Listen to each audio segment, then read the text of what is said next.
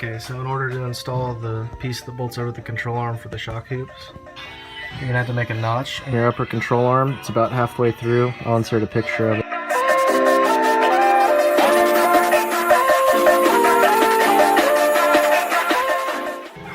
So as you can see down there by the bolt, that's where you're gonna have to notch that part of the upper control arm out.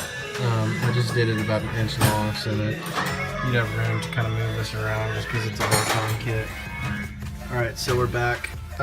Once all this is bolted on, we didn't end up drilling the holes, we're just going to run the 3 bolts for now.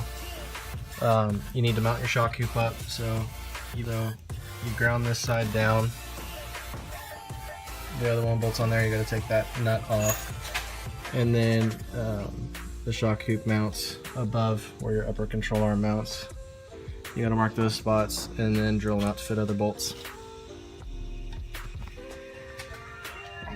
Alright, so those are where the holes go. You just kind of drill them out and then the bolts will slip down through there.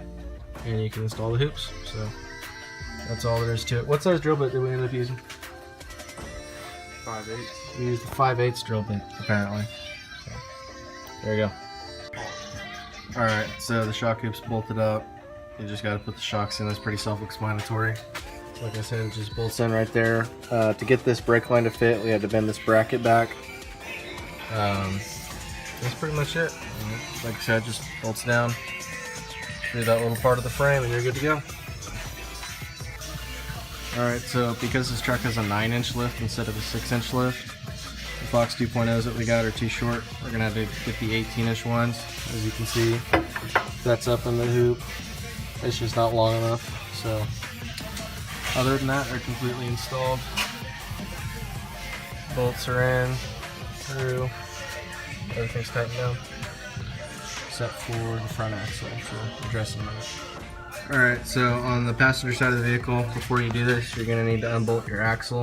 It's just these 2 bolts right there so that it droops down out of your way and you can access all the bolts for everything that's necessary. This is the stud that comes through.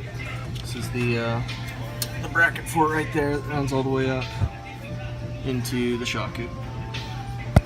So you're going to have to take those 2 out.